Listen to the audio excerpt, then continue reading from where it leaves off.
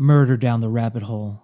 I'm Jason Horton. I'm Rebecca Lieb. And this is Ghost Town.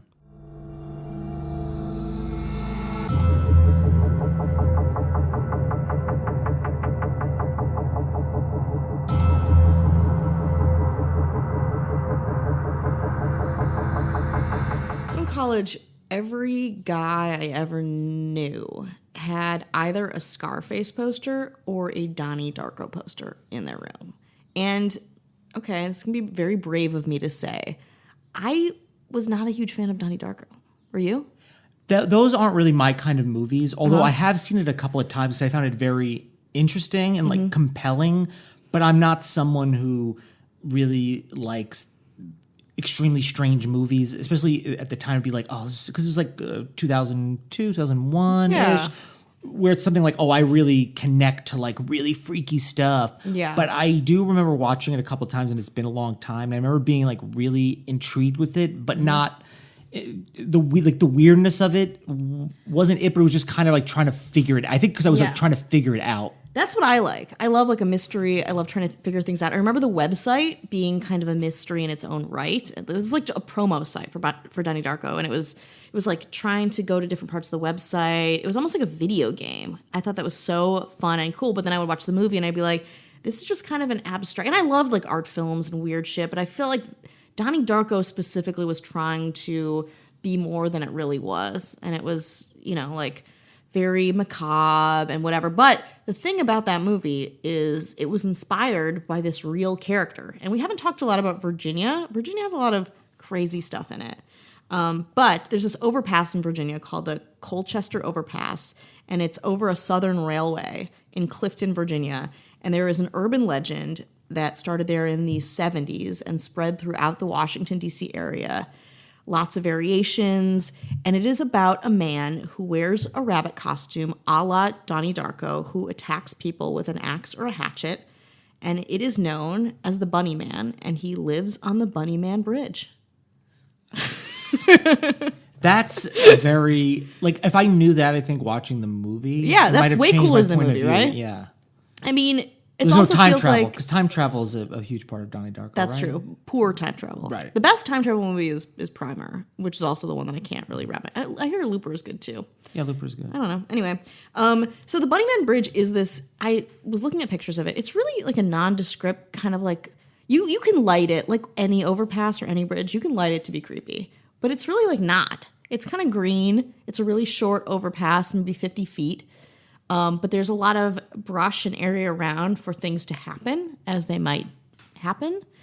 And it's this place that has become such a huge part of Virginia lore that people become obsessed with it. And I'm going to talk about that too. Anyway, the Colchester Overpass was built in 1906 near the site of Sangster Station, a Civil War era railroad station on what was once the Orange and Alexandria Railroad. It's a popular destination for people who are thrill seekers, enthusiasts, teenagers, people who smoke cigarettes, people who wear punk t-shirts. They better not be smoking jewels. Do not vape. Do not. It's illegal. You heard it here first. It's a death. You're signing your own death certificate. yeah. Oh, Jason Horton, cop. Exactly. So in 2003, local authorities began controlling the access to the area during Halloween because so many people were around it. In Halloween 2011, for example, just to show like the popularity increasing, over 200 people, some as far as Pennsylvania or Maryland, were turned away during a 14-hour traffic checkpoint in the area. 90 trains use the overpass each week. It's still very busy, and along with being busy around this time of year, it is filled with people who want to hear about this legend. So here's the legend of the Bunny Man. It's circulated for years in many forms. A version naming a suspect in specific location was posted to a website in the late 1990s by a Timothy C. Forbes. This version states that in 1904, an asylum near Clifton, Virginia was shut down due to a petition by the growing population of residents in Fairfax County. During the transfer of inmates to a new facility, one of the 15 transports crashed. Most, including the driver, were killed, but 10 inmates escaped. A search party found all but one of them. You gotta love like a good inmate, like culling the herd of inmates who are just running all over Virginia. During the time, locals allegedly began to find hundreds of cleanly skinned, half-eaten carcasses of rabbits hanging from trees in the nearby forest. Another search of the area was ordered, and the police located the remains of Marcus Wooster, left in a similar fashion to the rabbit carcasses hanging in a nearby tree or under a bridge overpass, the Bunnyman Bridge. Along the railroad tracks at Colchester Road, they found more evidence of his murder, clothes, etc. Officials named the last missing inmate to be Douglas J. Griffin as their suspect and called him the Bunnyman. In this version, officials finally managed to locate Griffin, but during their attempt to apprehend him in the overpass, he nearly escaped before being hit by an oncoming train where the original transport crashed. Supposedly, after the train passed, the police heard laughter. It was eventually revealed that Griffin had been institutionalized for killing his family on Easter Sunday. A lot of this stuff, the rabbit stuff, it's very apparent. It's, yeah. Yes. For years after the Bunnyman's death, in the time approaching Halloween, carcasses are said to be found hanging from the overpass and from trees in the surrounding area. A figure was reportedly seen by pedestrians making their way through the one-lane bridge tunnel. Again, it's a very small tunnel.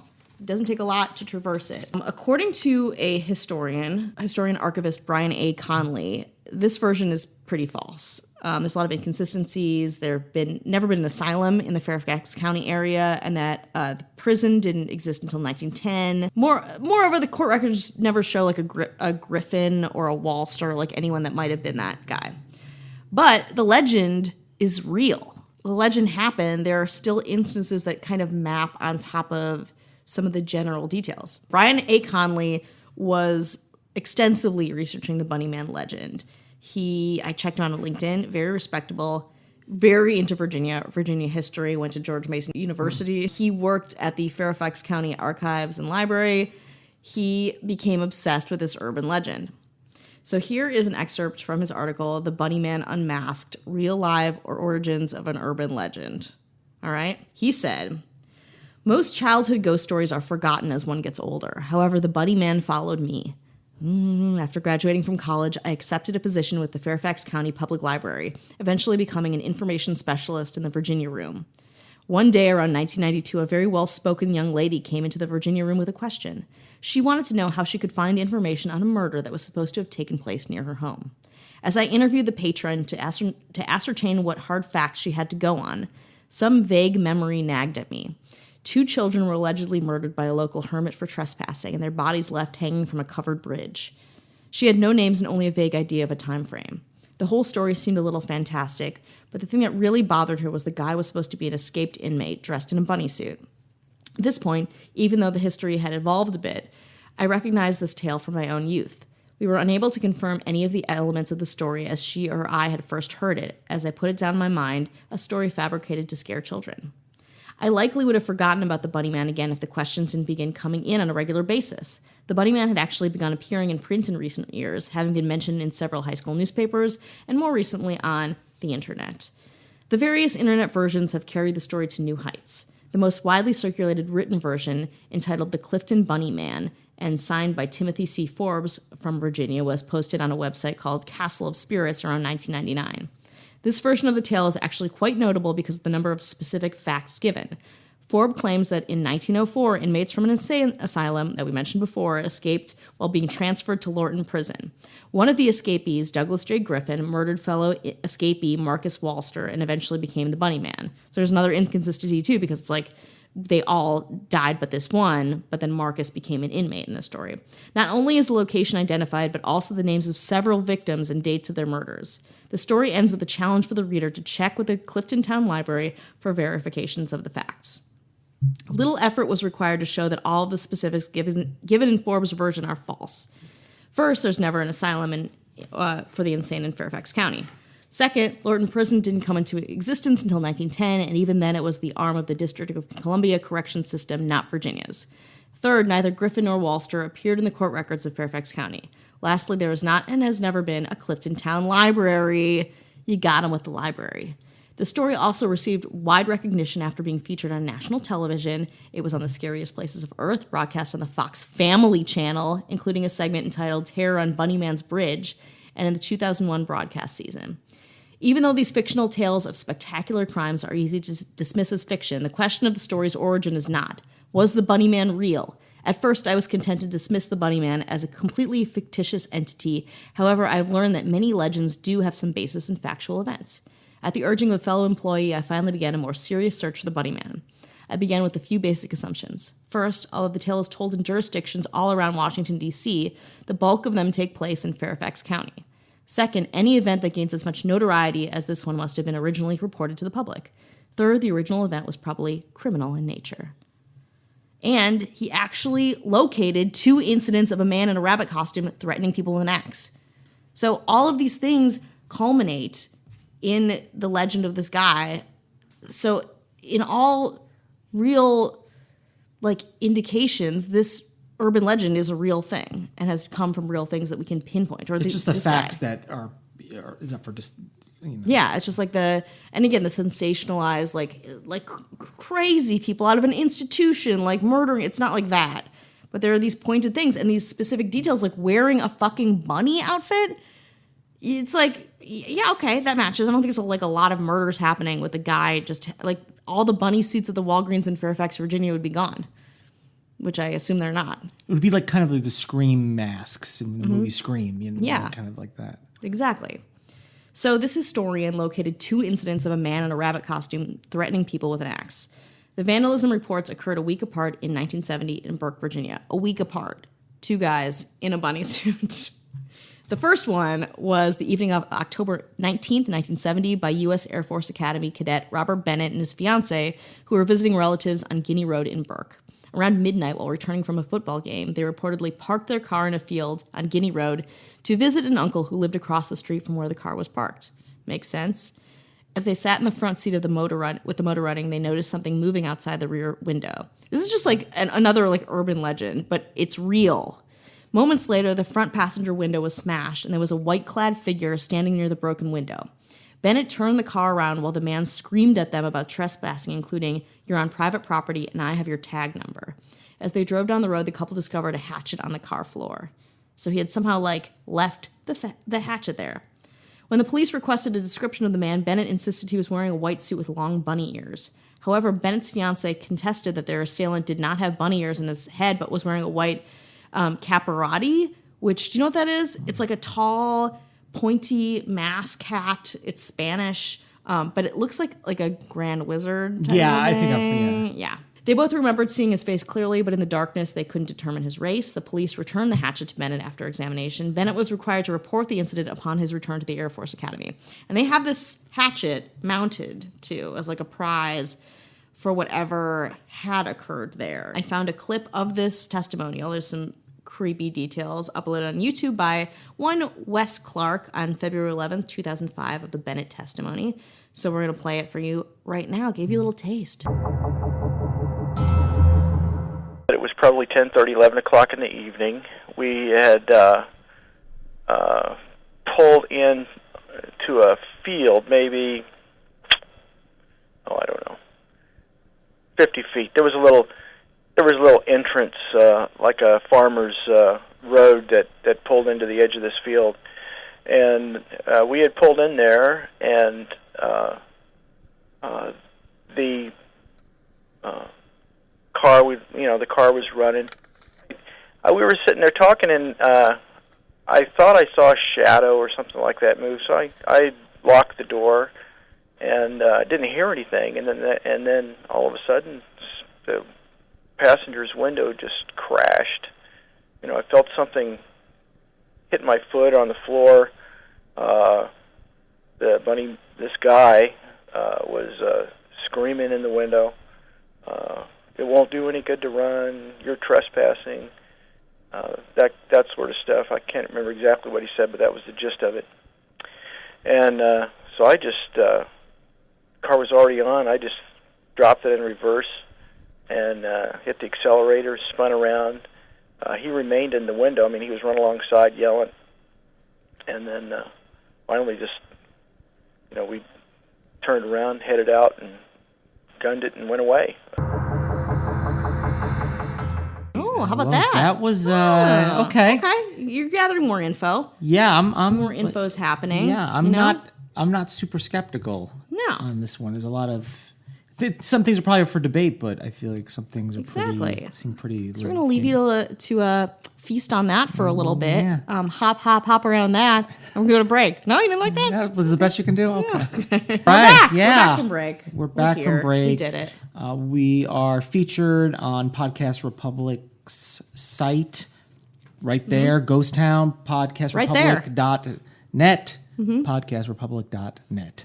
Check it out. I want to thank them for that. That was great. I was on an episode of My Neighbors Are Dead. I did an episode about the movie First Blood, so check that out. My Neighbors Are Dead. Do you have strong opinions about First Blood? Yeah. I mean, I just went and saw the most recent Rambo movie. Oh. Not very good. Sorry. Yeah. I gotta say, for the most part, not very good. Yeah, what are we gonna do, you know? You know what is very good? What? Patreon.com/ghosttownpod. Oh, I walked right into that. Yeah, 2 bonus episodes a month. There's got to be 20-something on there right now. Yeah, 20 at most. Yeah. 2 at least, but 20-something at most. Yeah, absolutely. It's $2 a month. It helps us, keeps things moving along. It keeps us going. It keeps us going. It feeds the fire. The pins are still on there, I guess, and people are still... smoldering fire. Yeah. The embers. If you need a Ghost Town enamel pin, that's on there too. You need one, and you do need one. Yeah. You don't just want one, you need it. Yeah, you need it, you crave it. You wake up in the middle of the night and you're like, Ghost Town pin. Yeah. You do that. It's right next to your other podcast pins. Yeah. Put them in, I don't care if you do other podcast pins. Yeah, go ahead and do it. We don't care. We're open. Those other podcasts, they're like, no other. Only you should have no other pins but me. We're like, whatever. No, do whatever you want. Baby. You're a free spirit. We love you. You do you. Yeah. And you lean into it. We're very fluid when it comes to pin wearing. It's just like, whatever, baby. As long as we're in the mix. We like just do it up. Yeah. And we're on a Halloween trajectory. We're on a Halloween tear, I would say. We're tearing it up. And this is our time of the month. As of right now, we are going to have a couple of special Halloween episodes. Yeah, some species? Yeah, nope.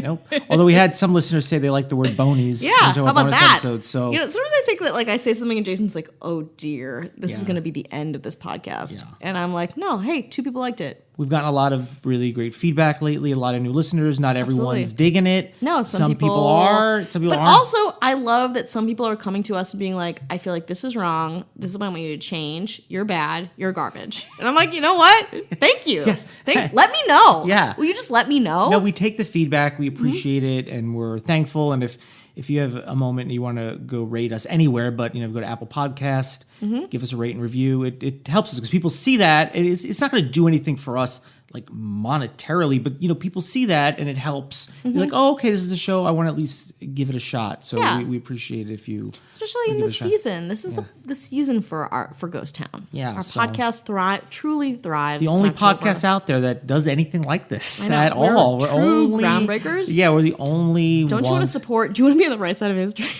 Yeah. Do you want to be the wrong? Not on this one. Not on this one. The other one, sure. Not on this one. Oh dear. So my body rejected that idea. My body was just like, cough it out.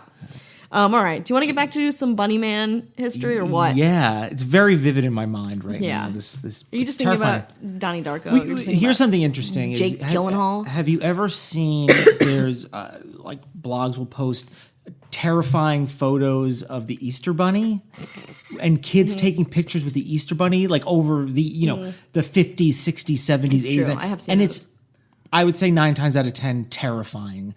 So I think, like clowns, bunnies are inherently scary. Like a lot of oversized parts, your big teeth, big ears, your big eyes. It's unnatural. It's not. Bunnies should be small, if anything. Yeah. Rabbits themselves are not even evolved. Like they shit out things and they eat them again to get the nutrients. They're not even evolved enough to get nutrients the first time around. You know what bunnies scare me the most? What? Playboy bunnies. Oh, you're scared. You scared? Yeah, I'm scared. Well, I'm afraid they're gonna fall in love with me, and I'm not in a position to do that. Also, like a Playboy bunny. Like all the Playboy bunnies are like, how old now? My age. Oh, this is getting darker by the minute. Yeah. But I was going to say, too, my favorite Halloween thing, and I feel like I should make a little playlist or something, is scare videos. Like videos where people pop out and surprise you. I love that. I love a good ghost sighting video. I love security camera footage. Oh, I could watch security camera footage all day. Anyway, 'tis the season. 'Tis the season for more bunny man encounters. Yes. Like this other one, the second one that the historian documented. So that occurred on the evening of October 29th, 1970, close to Halloween, when the construction security guard Paul Phillips approached a man standing on the porch of an unfinished home in a Kings Park West area on Guinea Road. Phillips said the man was wearing a gray, black, and white bunny costume. He was about 20 years old, 5 feet 8 inches tall, about 175 pounds. He was chopping at a porch post with a long-handled axe, saying, "You are trespassing. If you come any closer, I'll chop off your head." So it's interesting, too, that these two instances that he found are also about trespassing. So it's like, get off of the bunny man's turf and you'll be fine. Don't come to the overpass. Don't come to this side of Virginia. Just stay in your place. So the Fairfax County Police opened investigations into both incidents, but both were eventually closed for lack of evidence. In the weeks following the incidents, more than 50 people contacted the police claiming to have seen the bunny man. As it happens, you get a couple things in the press. You get a lot of callers coming into town, like people who are like, I want to be involved in this. That's pretty typical. Several newspapers, including the Washington Post, reported that the bunny man had eaten a man's runaway cat. The Post articles mentioned in the incident, some headlines were, "Man in bunny costume sought in Fairfax," "The rabbit reappears," "Bunny man seen," very simple, and "Bunny man reports are multiplying." These are all from October to November in 1970. It was bunny man frenzy. It was like the Zodiac Killer, but with less bunny. cryptography. yeah. Less cryptography, less in like a hot San Francisco summer. I think cold Fairfax autumn. Plus bunnies. In 1973, Patricia Johnson, a student at the University of Maryland College Park, submitted a research paper that chronicled precisely 54 variations of the two incidents. So we're getting all of this information too. But back to Brian Connolly, who says, the aspect of the story which gets the most attention are the alleged murders. Researching historical crimes can be very difficult unless you have some basic facts to begin with. Since police records are not available for casual review and court records are indexed by the names of those involved, not by the location or type of crime, I had to begin by checking the local papers. The tool that had proved the most valuable was the Fairfax County Public Library Historical Newspaper Index, as you would. That feels very like Encyclopedia Brown style. Anyway, so there's a complete index of the Fairfax County newspaper in this library. Careful work of these two, combined with searching capabilities of a database, allows us to extract every murder and killing reported by the local press from 1872 through 1973, just under the wire. Even though Fairfax County was a rural farming community until well into the 20th century, there were over 550 individual mentions of the killings in the study period. Eliminating run-of-the-mill domestic murders and concentrating on multiple murders and those involving children, both of which were mercifully rare, served to pare down a list of more than 500 possible events being bunny man murder to the following three. Number 1, Francis and June Holliber, February 1949. It would be hard to imagine a more disturbing event for a growing community like Fairfax than the gruesome murders of 37-year-old Frances Holliber and her 8-month-old daughter, June. On Thursday, February 24th, 1949, Mrs. Holliber and her daughter drove to Fairfax County in the company of her estranged husband, Charles. All were residents of the District of Columbia. Charles Holliber later told police that they had come to see the new lodge at a nudist colony to which Mr. Holliber belonged. Strange family dynamic. I don't want to judge. I don't know. Okay, I'll just continue.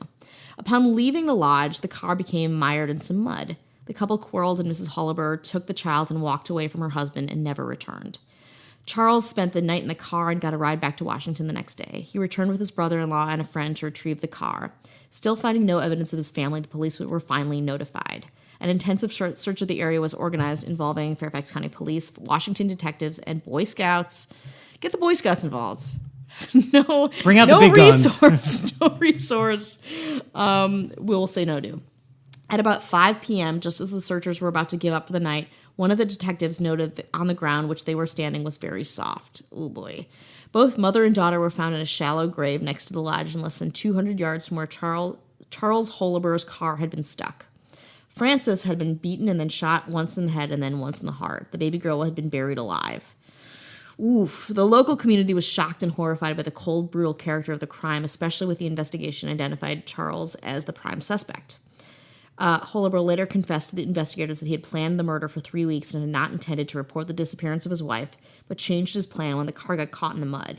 The case came to trial on January 16, 1950. After hearing 4 days of testimony, the jury returned a verdict of guilty, and Holabro was sentenced to die in the electric chair. His attorney filed an appeal alleging that the jury failed to give proper consideration to the plea of insanity and that the court made errors in its instruction to the jury.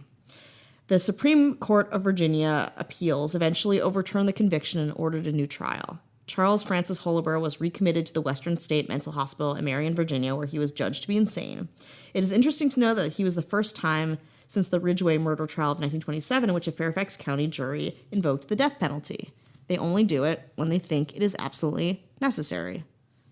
Interesting. So that's one that could fit into this timeline of the Bunny Man. Number 2, Minnie Loretta and Catherine Ridgway, March 1927, right? We're going back. The availability of newspaper records made a lot of murders more more digestible, more known to the people, but few shocked Fairfax like the ferocious and senseless attack on Mrs. Minnie Ridgway and her 2 young daughters. Mrs. Ridgway lived with her husband and 3 children on Telegraph Road in Alexandria. Sometime on the morning of March 4th, 1927, a man later identified as Louis Borsig called at the home on the pretext of seeing Mr. Ridgway.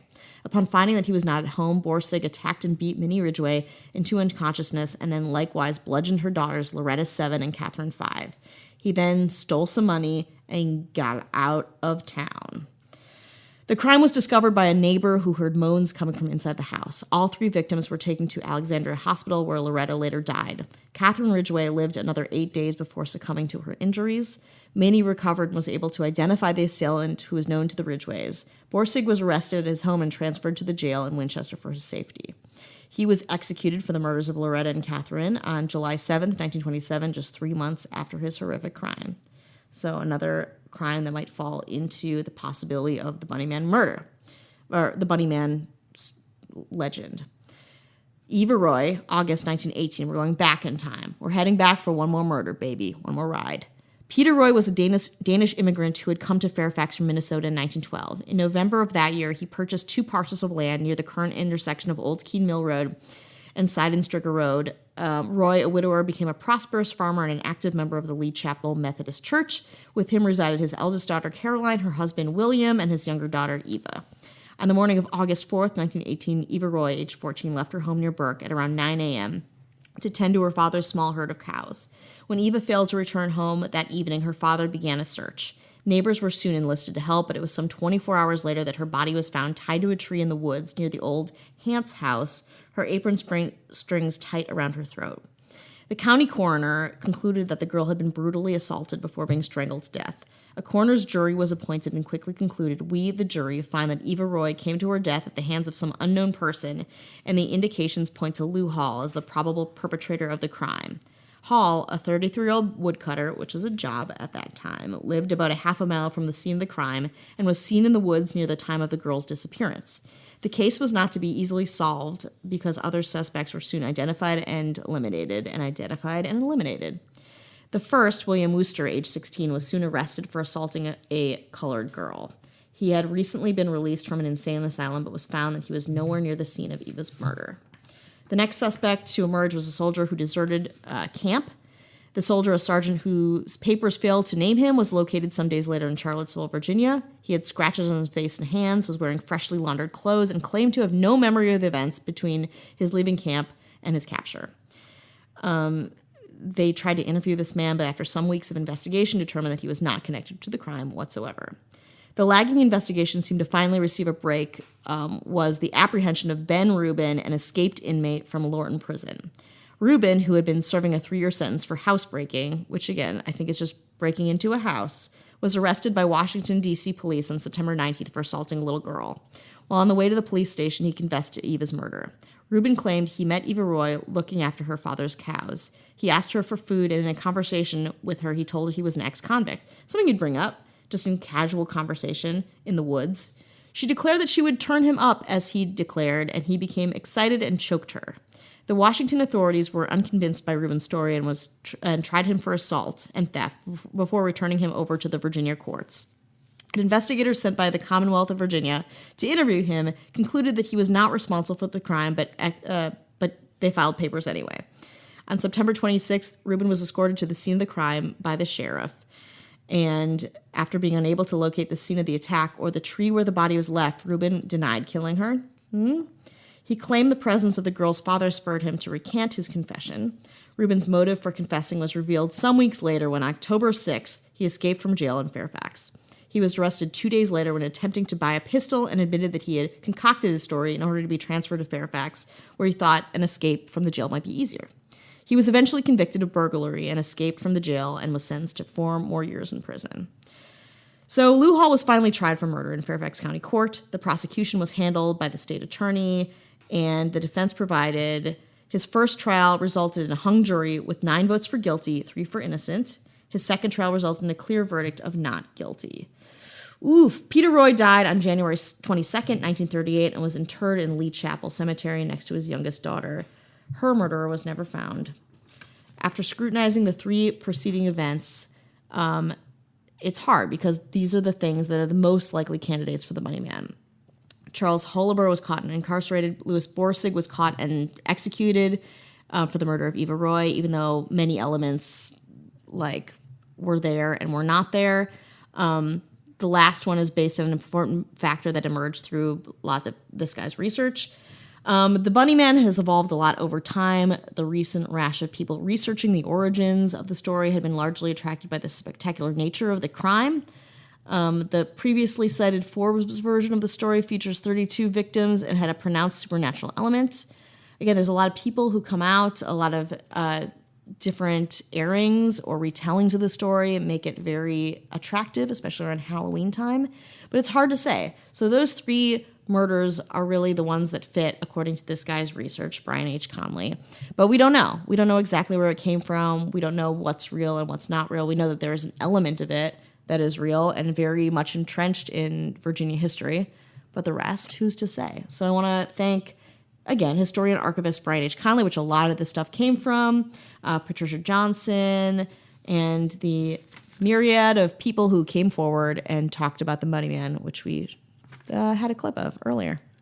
It's interesting that we have, this will now be our second movie reference in a row, especially in the Halloween theme. First we had Halloween 3, Season of the Witch. Yeah. And now Donnie Darko. Yeah. So if you're looking for ideas, I don't know if we can work more movies into every single one of them, but if we can, we will. We'll try. We love media integration. We love interconnectedness. Yeah. You know which one is really, it's a perfect, it's a very classic, perfect Halloween movie. La La Land. Oh. Because there's a part where white people don't get what they want immediately. Uh-oh. And it's very terrifying. Did you know that there was an outbreak of the Black Plague in the 1920s near downtown LA's Union Station? Did you know that the namesake of Griffith Observatory was involved in a wagon-era drive-by shooting and tried to kill his wife for conspiring against him with the Pope? Did you know that there was a podcast to tell you all this about Los Angeles history and more? That's okay, because neither did anyone else. L.A. Meekly is a monthly podcast hosted by local comedians Greg Gonzalez and Daniel Zaffron as they dig deep into the shocking stories you didn't even know the city had. Listen to LA Meekly anywhere podcasts are found.